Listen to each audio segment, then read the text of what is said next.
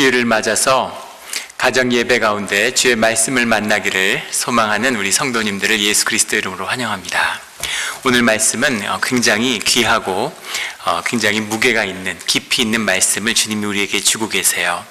오늘의 본문 마태복음 16장 21절부터의 말씀은 십자가의 말씀입니다.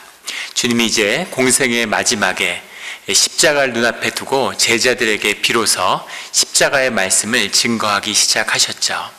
십자가를 만난다는 건 무엇일까요? 십자가와 생명을 만난다는 것, 우리 안에 거짓을 만난다는 것, 이것은 어떤 관련이 있는 것일까요? 오늘의 말씀을 통해 십자가의 길이 우리 앞에 열리는 이 시간이 되기를 예수 그리스도 이름으로 축원합니다. 오늘의 본문 말씀 21절부터의 말씀이 이렇게 시작합니다. 이때로부터 예수 그리스도께서 자기가 예루살렘에 올라가 장로들과 대제사장들과 서기관들에게 많은 고난을 받고 죽임을 당하고 제3일에 살아나야 할 것을 제자들에게 비로소 나타내시니, 이때라고 하는 것은 예수님의 이제 마지막 40여일을 앞둔 예루살렘으로 가는 마지막 그 길에서 그의 제자들에게 당신의 가장 중요한 핵심적인 이 땅에 오신 사역을, 주님이 이루시는 사역인 십자가의 사역, 고난과 십자가의 죽음과 부활이라고 하는 가장 근본적인 주님의 사역에 대해서 제자들에게 말씀하고 가르치시기 시작하셨다는 겁니다. 그 이때로부터, 그 이때는 언제일까요?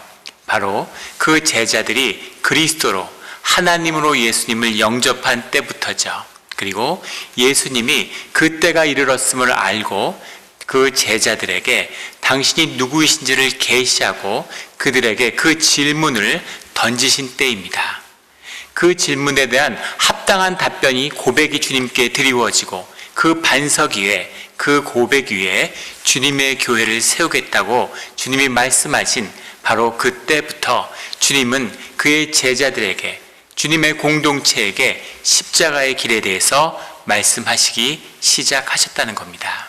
이처럼 십자가의 말씀을 받는다는 것은, 십자가의 복음을 받는다는 것은 우리 신앙에 있어서 훈련받고 준비되고 공동체를 이루어야 하는 때가 이르러서 그 말씀을 받을 수 있는 때가 임하는 그 때가 있는 것이죠. 그 때를 만나는 그 때가 지금 우리의 때이기를 예수 그리스도 이름으로 축원합니다. 그 때가 이르렀을 때 예수 그리스도께서 자기가 예루살렘으로 올라가, 여기 올라가라고 하는 말 앞에는 데이라고 하는 그런 전치사가 붙어 있습니다. 데이, 아펠데인이라는 말인데 아포, 에코마이라는 말이 붙어서 만들어진 거예요. 앞을 향해 간다는 것이죠. 그런데 이 데이라고 하는 이 말, 조동사죠. 전치사가 아니고, 이 데이라고 하는 말은 영어의 must입니다. 지금 번역엔 빠져 있는데 반드시 예루살렘에 올라가 반드시 고난을 받고 반드시 죽임을 당해야 된다라고 말씀하셨다는 거죠. 그래서 이 고난과 이 죽음과 이 예루살렘으로 가는 이 길은 반드시 가야 하는, 주님의 인생과 공생애와 사역에 있어서 가장 중요한 부분임을 주님이 강조하고 계시는 거죠. 그런데 주님을 고난을 가하고 그 주님을 죽음으로 몰아넣는 자들이 바로 장로들과 대제사장들과 서기관들이라는 겁니다. 장로들은 그 시대의 그 지역 사회 공동체의 지도자들이죠. 대제사장들은 성전의 일을 맡아보는 자들입니다. 서기관들은 주님의 말씀과 율법을 사람들에게 가르치는 자들이죠. 그래서 장로와 대제사장과 서기관은 당시의 산헤드린이라고 하는 종교사회, 종교가 세상을 통치하는 정교일치사회의 중심에 있는 그 산헤드린이라고 하는 공회를 구성하는 새 기둥이라고 일컬어지죠. 그런데 그 종교 중심 사회, 하나님이 다스리는 사회라고 그렇게 선포되는 예루살렘의 그 새 기둥이 예수님을 대적하고 예수님의 말씀을 거부하고 예수님의 사역을, 고난과 핍박을 가하는 그 중심에 이 세 그룹이 서 있다고 하는 것입니다. 이것이 참으로 아이러니한, 종교의 본질이 무엇인지, 마귀와 사탄에 쓰임받는 종교의 그 본질이 무엇인지를 보여주고 있는 것이죠. 고난을 받고 죽임을 당하고 제3일에 살아나야 할 것, 그것을 제자들에게 나타내시니 그 복음의 말씀을, 그 숨겨졌던 비밀을 이제 주님을 그리스도로 영접한 그의 제자들에게 그 말씀의 비밀을 선포하고 알리시기 시작했다는 겁니다. 그런데 22절에 그 말씀이 나타나자 예수님을 살아계신 하나님이라고 고백했던, 하나님이 그 반석 위에 교회를 짓겠다고 그렇게 말씀하셨던 베드로가 주님께 이런 반응을 보이는 거죠. 22절에 베드로가 예수를 붙들고 항변하여 이르되, 예수를 붙들고 라고 하는 말이 프로스 라보메노스라고 하는 말인데, 라보메노스라고 하는 말이 앞에 프로스와 람바노라고 하는 동사가 붙어 있는 거예요. 이 람바노라고 하는 동사는 굉장한 친밀감을 나타내는 행위입니다. 어깨 동무를 한다든가, 가볍게 포옹을 한다든가, 손을 잡는다든가, 이렇게 친구 간에, 연인 간에 자신의 친밀함을 표시하는 그 행위, 이것이 람바노죠. 근데 베드로가 예수님을 그렇게 친밀하게 붙들었다는 겁니다.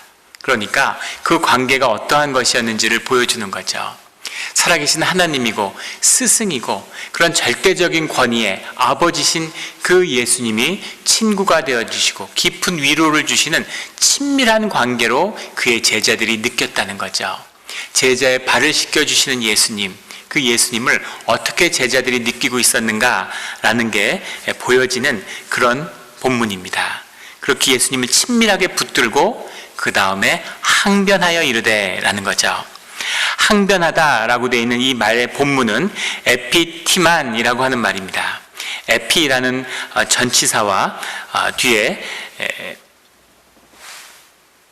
티아모라고 하는 동사가 붙어 있어요. 티아모라고 하는 동사는 영어로 하면 value, price, pricing이라고 하는 단어에서 유래한 것입니다. 값을 매기다, 가치를 재다, 이런 거죠. 값을 매기고 가치를 재기 위해서는 그것을 분석하고 판단해 봐야 되겠죠. 그래서 판단, 분석하다라는 뜻으로 발전했고, 거기서 rebuke, 그것을 야단치는, 그것을 항변하는, 꾸짖는, 이런 단어로 발전이 된 것이죠. 마가복음 4장 39절에 보면 예수님이 주무시다가 깨어나셔서 바다를 나무라실 때 이제 바로 이 티아모라고 하는 말이 나옵니다. 바다를 꾸짖었다.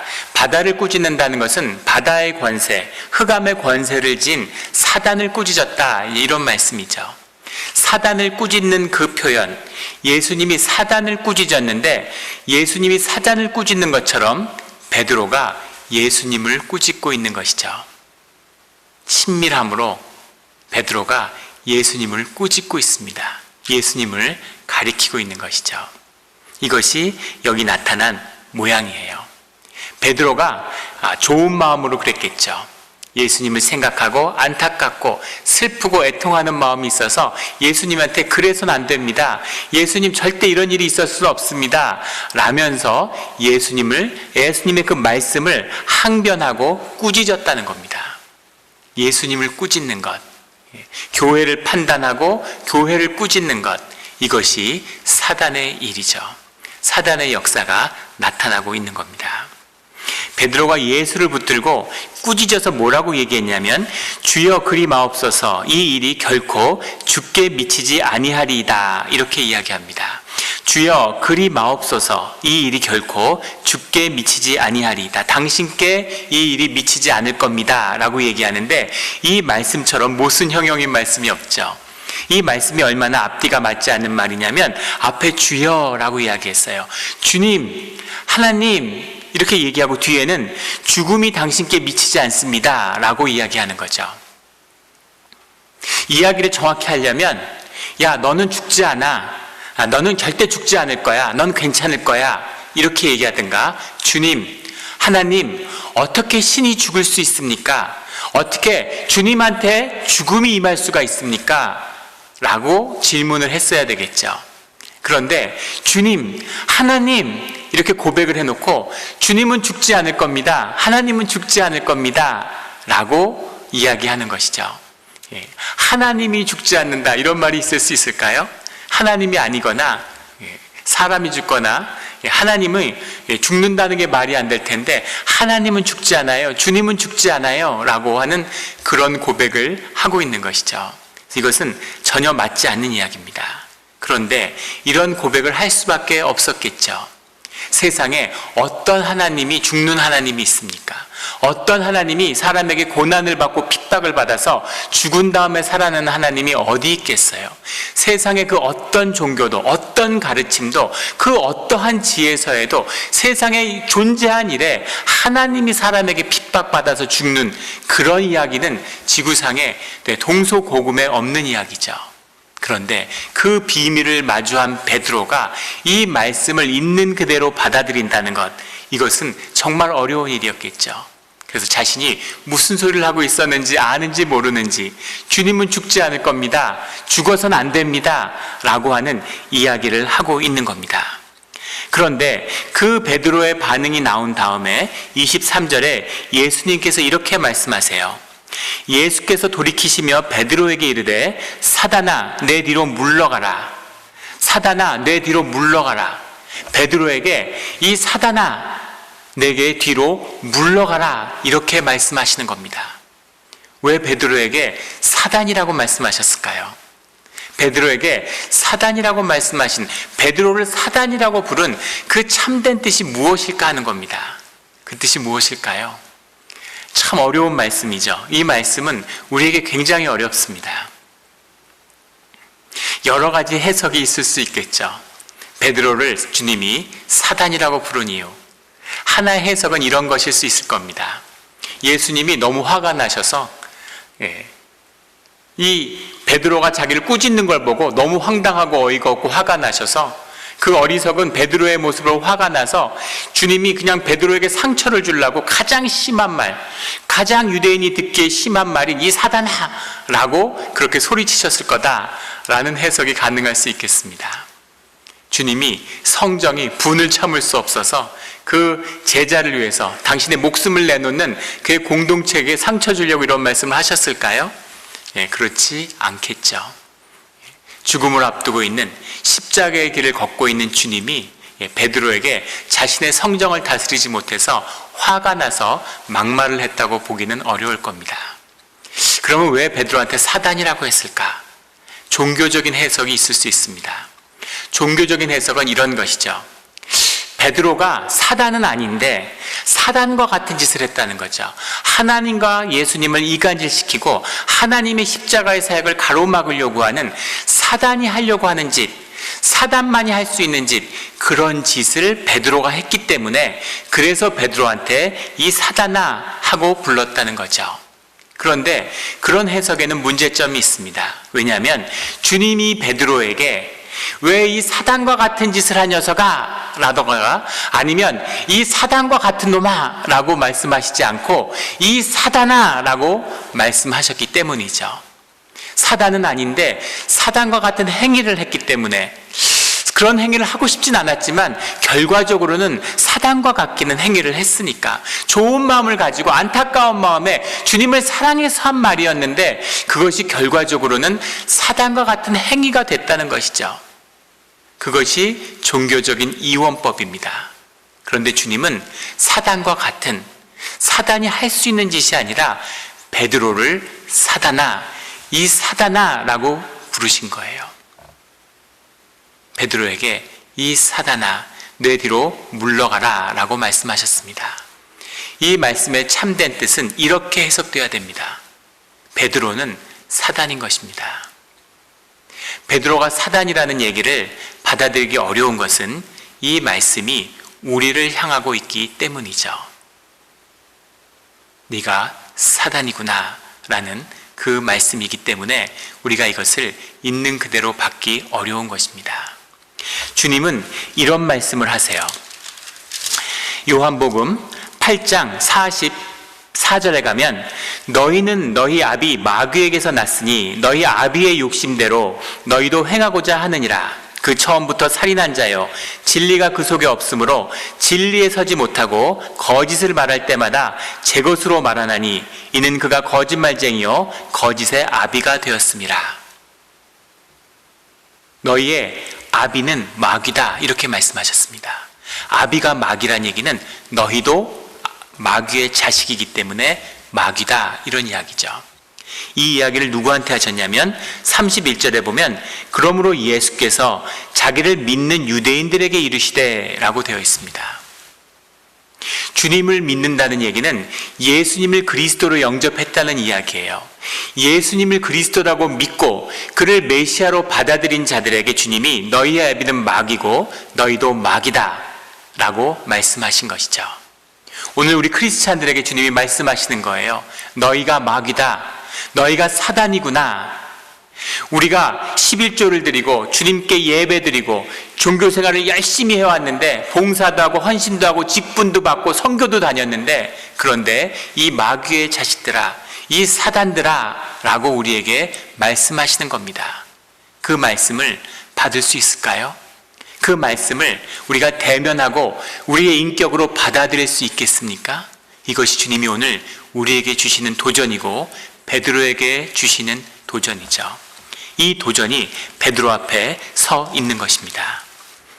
베드로에게 이 사단아 내 뒤로 물러가라.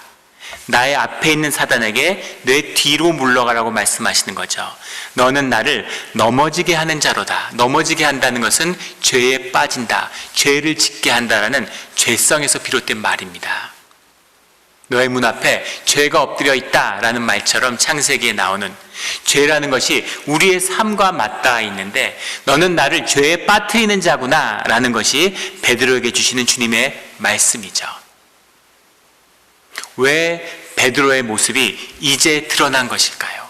베드로 안에 있는 사단이 지금 처음 온 것일까요? 지금 이때 임한 것일까요? 이 사단의 모습은 이 요한복음 8장에 나오는 말씀처럼 우리 가운데 있었고 우리 안에 뿌리 가운데 뿌리 내린 우리의 죄성에 함께 그 굴레를 쥐고 있는 우리의 본성으로 들어와 있는 우리의 악마와 같은 모습, 이 사단과 같은 모습의 한 부분입니다. 이 부분이 드러나지 않았던 것이죠. 그런데 그 사단이 이제 그 모습을 드러내고 있습니다.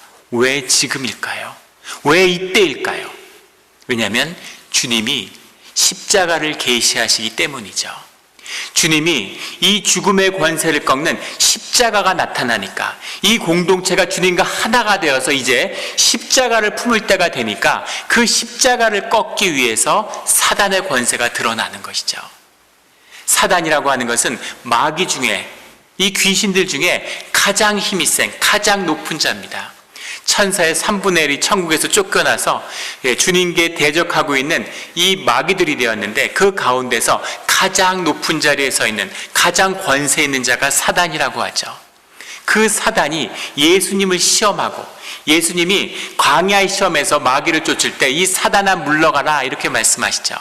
그 사단이 이제 십자가의 권세를 꺾고자, 십자가를 시험하고자 그 십자가가 드러나니까 그 앞에 사단이 드러나는 거죠. 사단이 십자가를 꺾고자 앞에 서 있는 겁니다. 십자가를 대적하려고 하는 자는, 십자가를 꺾으려고 하는 것이 바로 사단의 본질인 거죠. 십자가가 나타나기 전까지는, 십자가를 품기 전까지는 사단을 만나지 못하는 겁니다.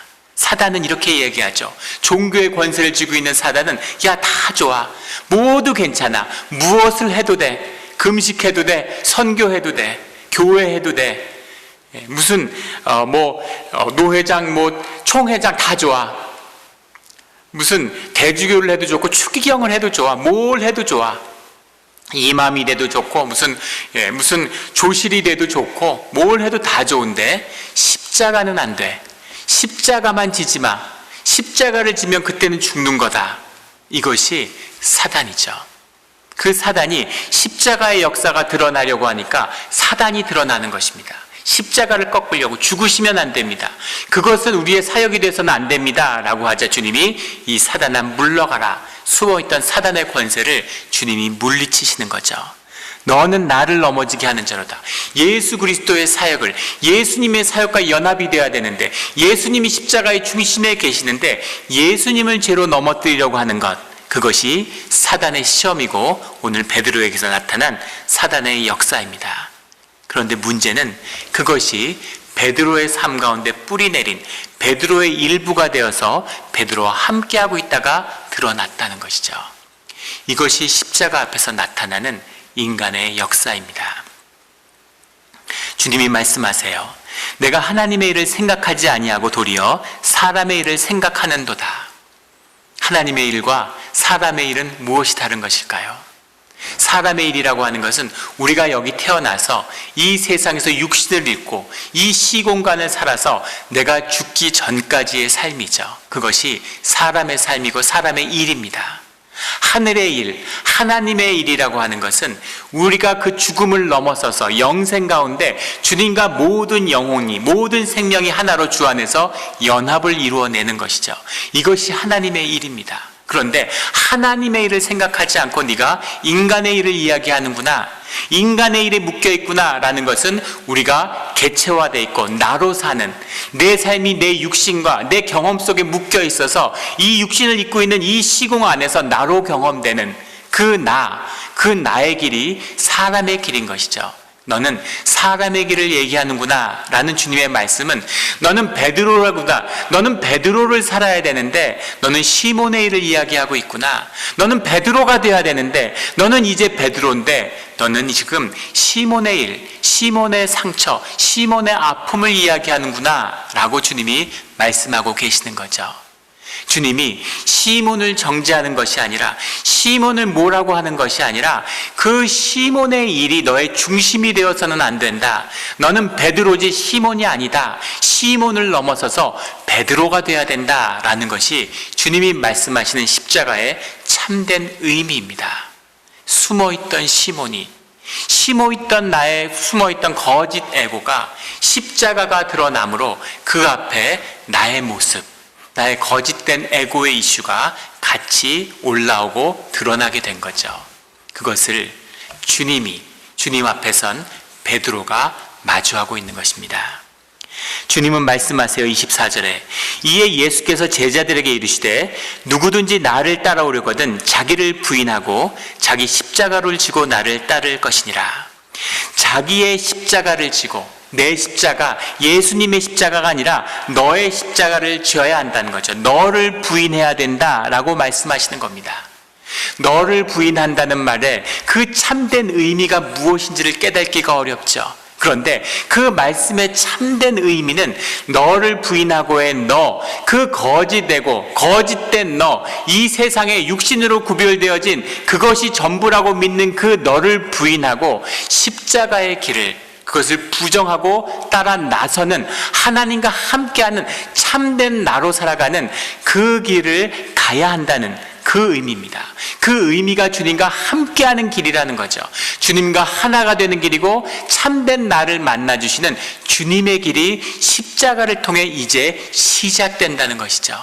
이 길을 위해서 주님이 우리가 공동체를 이루고 나와 함께하고 그 신뢰와 사랑을 만나서 이제 십자가를 품어야 하는 그 길 가운데 왔다는 말씀입니다. 그렇다면 주님은 왜 거짓되고 그 안에 사단이 들어있고 악한 마귀의 굴레에 벗어나지 못했던 인간의 길을 생각하고 있는 그 제자들을 위해서 희생하고 그들을 사랑으로 품고 그들과 함께 여기까지 와 주신 건가 하는 거죠. 왜일까요?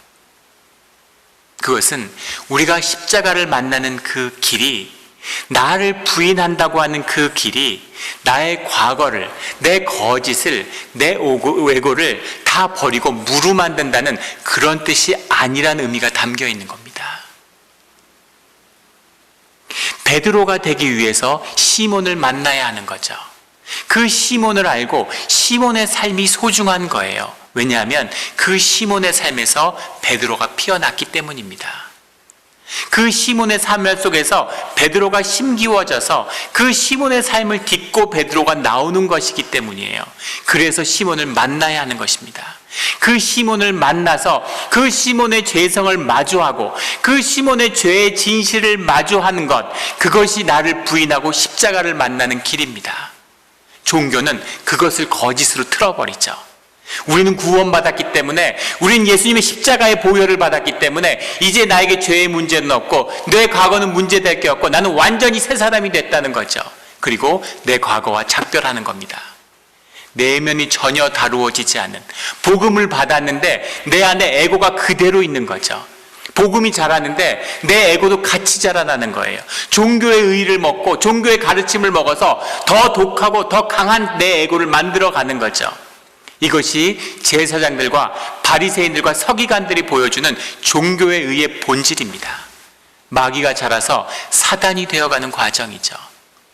나를 부인하고 내 에고를 꺾어버리고 내 안에 있는 참된 나, 병들고 이 사단이 되어 있는 마귀가 되어버린 내 자신의 이 죄를 만날 때, 그때 참된 나의 삶의 가능성이 열리는 거죠.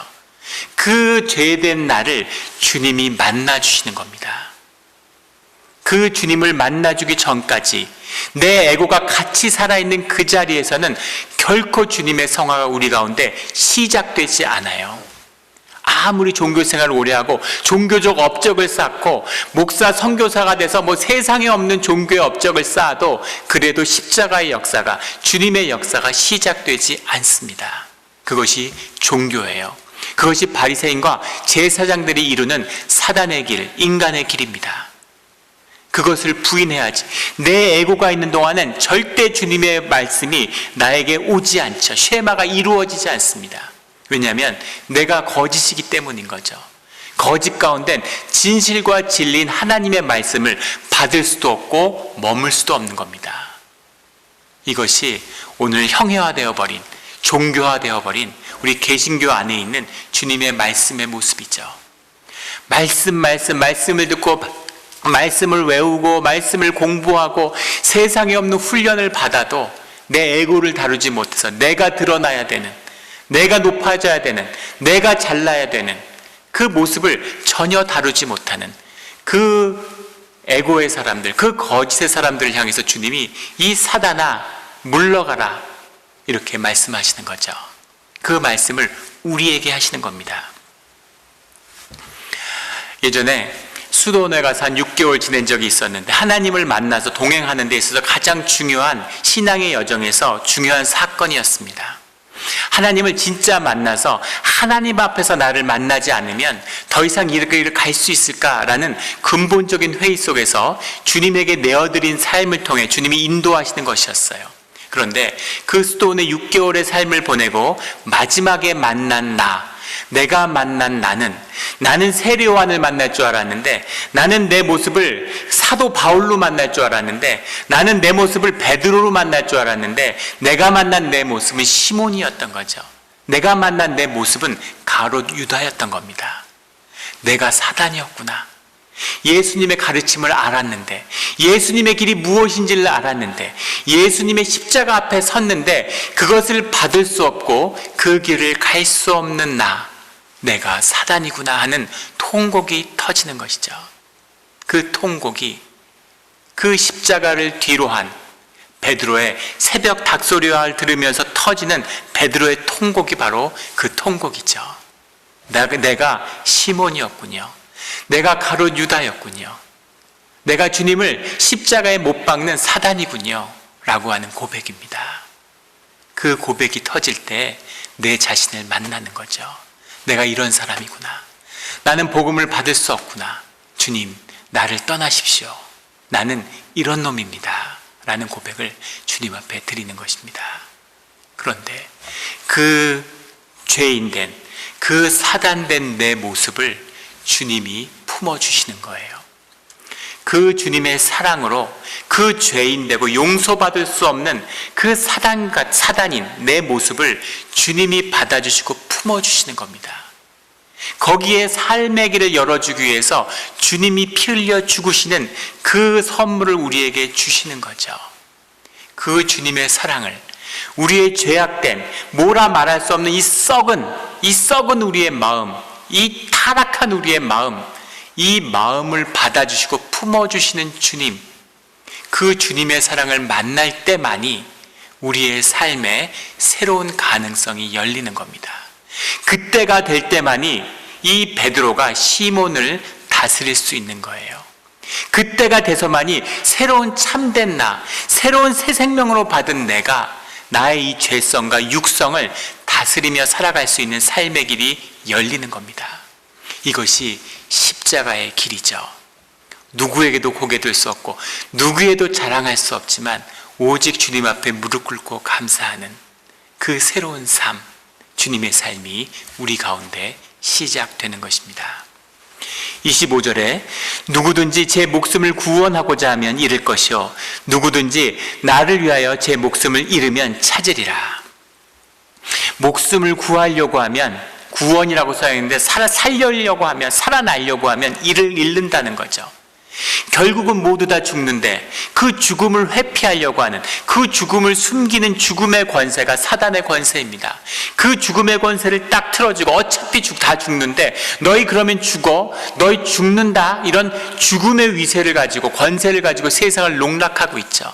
거기에 속아서 사람들이 안 죽는 것처럼, 영원히 살 것처럼 자기를 속이고 살아가는 것, 이것이 사람의 길이고 육신의 삶입니다. 그런데 참된 죽음을 만나면, 우리가 결국 죽는다고 하는 그 죽음을 만나면 사람이 진실의 순간을 맞이하게 되는 거죠. 오늘 저녁에 죽는데 낮에 도둑질하고 다니는 사람이 있겠습니까?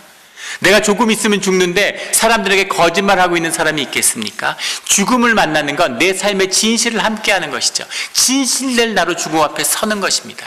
그 앞에 섰을 때, 그 앞에 죽음에 선 죽음의 자리가 십자가의 자리가 될 때, 예수 그리스도의 길이 될 때, 그때 죽은, 내가 완전히 죽어버리는 그 아픔 속에서 내 새로운 삶이, 내 생명이 참 나의 길이 열린다는 거죠. 에고가 죽어서 완전히 새 사람이 된 것처럼 얘기한다면 거짓입니다. 에고는 죽지 않아요. 그러나 그 거짓 에고를 다스리며 살아가는 내 속사람의 역사가, 새로운 삶의 길의 역사가, 내 성령이 인도하시는 삶의 참 나의 길이 새롭게 시작되는 것입니다. 그것이 베드로의 길이고, 그 위에 주님이 그 영접을 한, 그 십자가를 지나서 그 길을 걷고자 하는 자들의 공동체, 하나 되는, 한 영이니까 하나가 될 수밖에 없는 그 공동체, 그것이 교회입니다. 그것이 교회예요. 교회는 인간의 길을 가기 위해 모이는 곳이 아닙니다. 하늘의 길이 열린 자들이 함께하는 길, 그것이 교회의 길이죠. 26절에 사람이 만일 온 천하를 얻고도 제 목숨을 잃으면 무엇이 유익하리요? 사람이 무엇을 주고 제 목숨과 바꾸겠느냐? 세상의 것이 더 귀해 보인다면 아직 생명의 길을 만나지 못한 것입니다. 십자가의 길이 저주와 같이 느껴진다면 아직 그 부활의 생명이 무엇인지를 보지 못한 것입니다. 십자가의 길 앞에 서는 것이 여전히 두렵다면 아직 나의 죄악과 내가 사단이라는 사실을 받아들이지 못하고 있는 것이죠. 내가 에고 아래에 있는 것입니다. 생명의 역사라는 것, 참 나를 누리며 살아가는 그 삶이 나의 것임을, 그것을 주님이 선물로 주시고자 우리에게 십자가의 길을 여시는 거죠. 27절에 인자가 아버지의 영광으로 그 천사들과 함께 오리니 그때 각 사람이 행한 대로 갚으리라. 행한 대로라고 하는 것이 아주 굉장히 중요한 용어죠. 프락신이라는 말인데 프라소라는 말에서 왔습니다. 우리가 행한 대로 얻으리라. 이상하지 않나요? 성경에 보면 이 바리새인들이 온갖 종교의 의를 다 행하는데 주님이 마귀의 자식들을 사단이라고 이야기를 하죠. 왜냐하면 그들의 속에 있는 것, 그들의 마음이 주님의 것이 아니기 때문입니다. 거짓 에고를 위해서, 나를 높이기 위해서, 내 보좌를 높이려고 하는 것은 그 어떤 행위로도 덮을 수 없는 악이라는 거죠. 그래서 중요한 건 마음이다 라고 말씀하셨는데, 주님을 영접하고 주님의 길을 가고자 하는 자들에게 주님은 행한 대로, 너희 삶이 너다 라고 이야기하는 거죠. 그 마음을 얻은 자들, 주님을 향한 마음을 가진 자들의 삶의 그 척도는 너희의 삶이 되어야 된다라는 거죠. 그것이 진실이었다면, 십자가를 지나서 정말로 만난 참 나였다면, 참된 나를 사는 것이었다면 그 변화된 삶으로 드러날 수밖에 없다는 거죠. 그 삶을 사는 그 모습이 진짜 나라는 겁니다. 그것이 복음의 비밀이고 십자가의 비밀이라는 것을 주님이 말씀하고 계시는 거죠. 이것이 너희의 삶으로 너희의 마음이, 너희의 존재가 드러난다라고 하는 행한 대로 갚으리라의 참된 뜻입니다. 내가 정말 교회를 사랑하는데, 교회를 내 몸보다 더 사랑하는 그 마음이 하나 같은데, 한결 같은데 내가 실제로는 몸이 연약해서 그렇게 하질 못해. 내가 와이프를 정말 사랑하는데, 와이프를 위해서 내 목숨도 아깝지 않을 정도 사랑하는데 마음은 그런데 실제로는 잘해줄 수가 없네. 그것은 다 거짓이라는 거죠. 내가 십자가의 길을 걷는 자라면, 십자가의 내 애고를 못 받고 주님과 함께하기를 서약한 자라면 내 삶 가운데 내 참된 내 참된 마음이 드러나야 됩니다. 드러나지 않는 마음, 살 수 없는 마음은 그 마음이 거짓이고 가짜라는 사실을 보여줄 뿐이에요. 참된 나의 길, 이것이 생명의 길이죠. 의학병 중에 베리베리라고 하는 병이 있습니다. 스리랑카에서 유래된 말인데 못한다 이제 이런 말이라고 해요. 그 스리랑카에서 사람들이 걷지를 못하고 제대로 근육이 마비돼서 서지도 못하는, 아무것도 할 수 없고 신음하고 고통받는 사람들, 그 사람들이 베리베리란 말을 해서 베리베리라는 이름이 붙었는데 각기병이라는 이름이 붙여 있죠. 오늘날에는 그것이 비타민 부족, 특별히 비타민 B1이 부족하면 그런 각기병에 걸린다는 사실을 알고 있습니다. 그런데 그 각기병이라고 하는 것이 일본이나 한국에서는 굉장히 귀한 병이었어요. 그 병을 앓는 사람도 드물었을 뿐만 아니라 일본에서는 그거를 도련님병이라고 불렀다고 합니다. 귀족들, 아주 귀한 가정에서 귀하게 자란 도련님들만 그 각기병에 걸렸기 때문에 그거는 정말 존귀한 사람들의 병, 블루블러드를 타고난 사람들, 그런 사람들만이 특별히 누리는 병이다, 이렇게 불렸다는 거죠. 역사적으로 우리 조선을 침략했던 도요토미 히데요시가 각기병으로 죽었다고 하죠. 그 증세들을 보면 각기병의 증세가 완연했다고 합니다. 각기병에 왜 걸릴까? 밥을 거칠게 현미밥처럼 있는 그대로 먹으면, 또는 잡곡을 섞어 먹으면, 콩을 섞어 먹으면 절대 각기병이 걸리지 않는 거죠. 그런데 흰 쌀을 도종해서 7분미, 8분미, 9분미 다 깎아내가지고 순수하게 그 쌀만 나게, 쌀의 쌀눈을 다 잘라내가지고 도정을 해서 깨끗한 하얀 쌀밥, 기름기가 잘잘 흐르는 그런 밥만 먹으면 비타민 B1이 부족해져서 각기병에 걸리는 거죠. 누가 그런 걸 먹을 수 있겠습니까? 밥을 약속하면, 빵을 약속하면 세상의 권력을 얻을 수 있죠. 오병이어의 기적을 행하니까 사람들이 예수님을 왕으로 받들려고 해요. 북한의 김일성 왕조가 사람들에게 고깃밥과 고깃국과 밑밥을, 하얀 쌀밥을 먹게 해주겠다고 그렇게 약속을 해서 3대가 물려가며 권력을 누리고 있습니다. 70년이 넘었는데도 그 쌀밥을 못 먹여주는 거죠.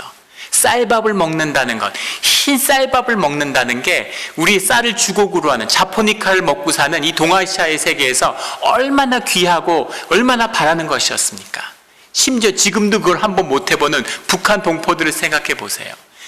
하얀 쌀밥만 먹을 수 있다면, 하얀 쌀밥만 먹을 수 있으면 얼마나 좋을까?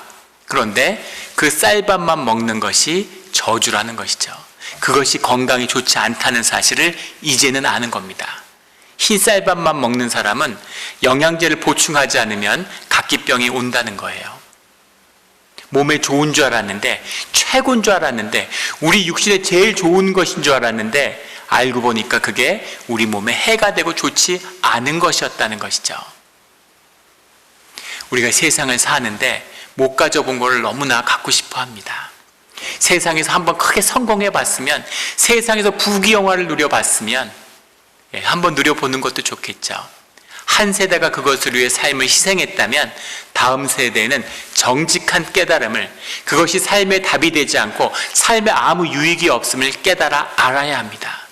좋은 부모를 만났다면, 성공한 부모가 사랑 있고 지혜가 있고 참나로 사는 사람이었다면 이 인생은 무가치한 것이었구나 하는 참된 가르침을 자녀에게 남겨야 돼요. 그리고 자녀에게서는 새로운 삶이 시작돼야 됩니다. 우리 이민 1세들이 생존의 두려움과 생존의 위협 속에서 한 세대가 희생했습니다. 그리고 그 토대 위에서 우리 다음 세대들이 풍요 속에 자라났어요.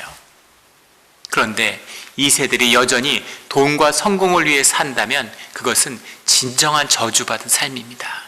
또 한 세가 썩어지고 또 한 세대가 문드러져야 삶의 진리를 마주할 수 있는 기회가 한번 찾아오는 것이죠.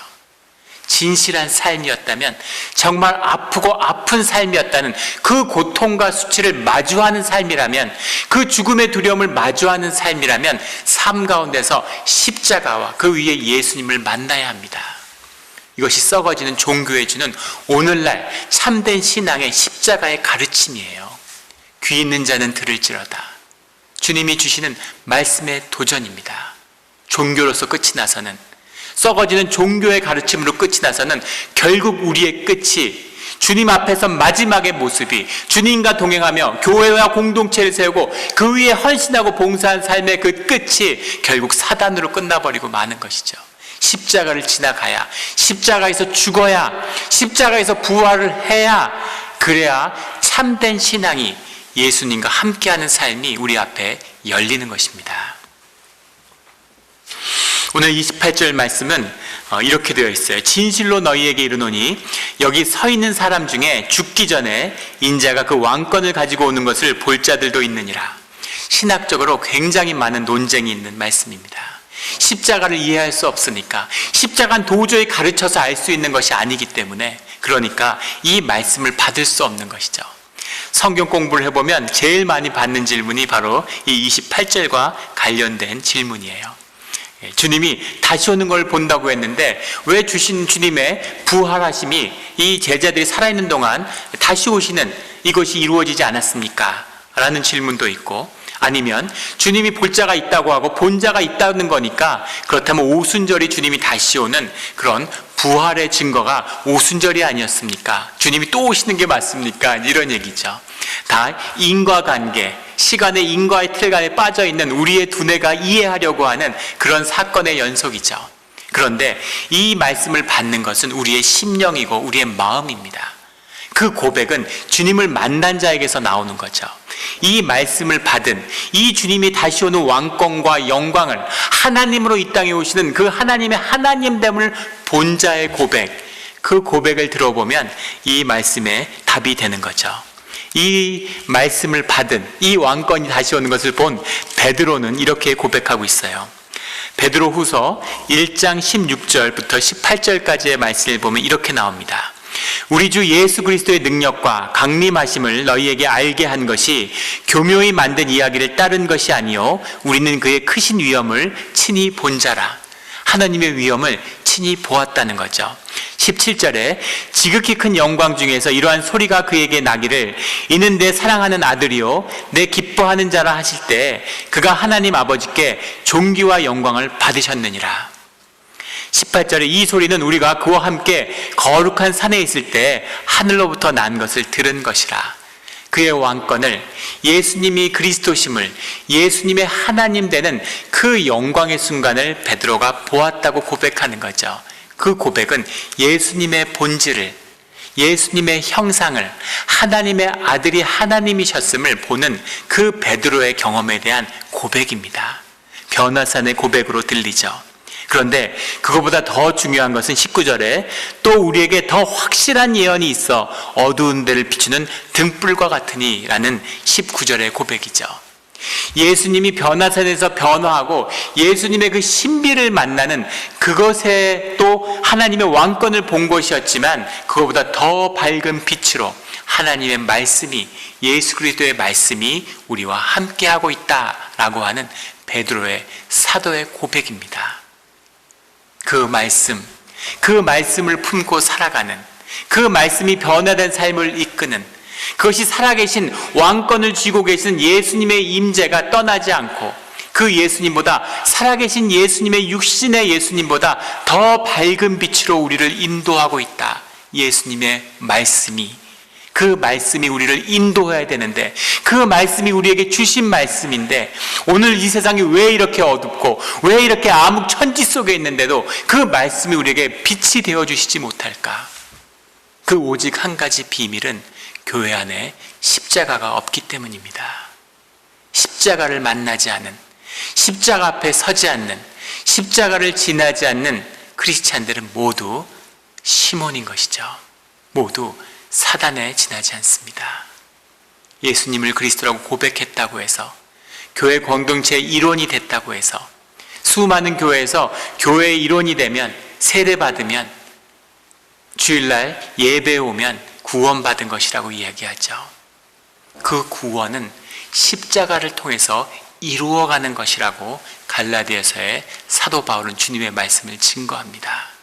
그 구원이 이 모자라고, 이 상처받고, 이 수치 가운데, 이 좌절하고, 이 절망하며 세상을 향해서 완전히 절망해버린 내가 그 무릎 꿇고 비통한 자리에서 만나는 주님, 그 십자가의 진실이 내 삶이, 진짜 삶이, 복된 삶이, 생명이 참된 때가 시작되는 자리입니다. 시몬이 베드로가 되는, 베드로가 시몬을 다스리는, 베드로와 시몬이 하나가 되어서 주님께 영광을 올리는 그 모습이, 그 삶이, 베드로의 통곡이 오늘 우리에게서 터져나오는 우리 공동체가 되기를 예수 그리스도 이름으로 축원합니다. 아멘. 기도드리겠습니다. 하나님 아버지 감사합니다. 또 죄송하고 또 부끄럽습니다. 주님, 우리가 주님 앞에 사단이었음을 주님 앞에 고백합니다. 주님, 내가 시몬입니다. 주님, 내가 사단입니다. 주여 아버지여, 주여 아버지여, 불쌍히 여겨 주시옵소서. 오직 주님을 사랑하는 그 마음으로 주님 앞에 나아갑니다. 주님, 이 거짓대고를 십자가에 못 박고 참된 나로 부끄럽고 수치스럽지만 부족하고 모자라지만 이것이 나이기에 주님이 용납하셨기에 이 못난 나를 위해서 주님이 십자가의 피를 뿌려주셨기에 그 주님을 의지하고 믿으며 주님의 사랑을 의지해서 삶의 새로운 한 걸음을 걸어갈 수 있는 내 자리를 들고 일어나는 그런 이 삶의 시작, 그때가 지금 이때가 되게 하여 주시옵소서. 교회가 썩고 타락하고 주님의 이름이 한없이 모욕당하는 세상입니다. 십자가가 다시 분명히 나타나고 주님을 영접하는 자들이 이 땅에 세워져서 남은 자의 역사가 다시 시작되는 이 고난의 때, 이 광야의 시간이 되게 하여 주시옵소서. 감사드리며 예수 그리스도의 이름으로 기도드렸습니다.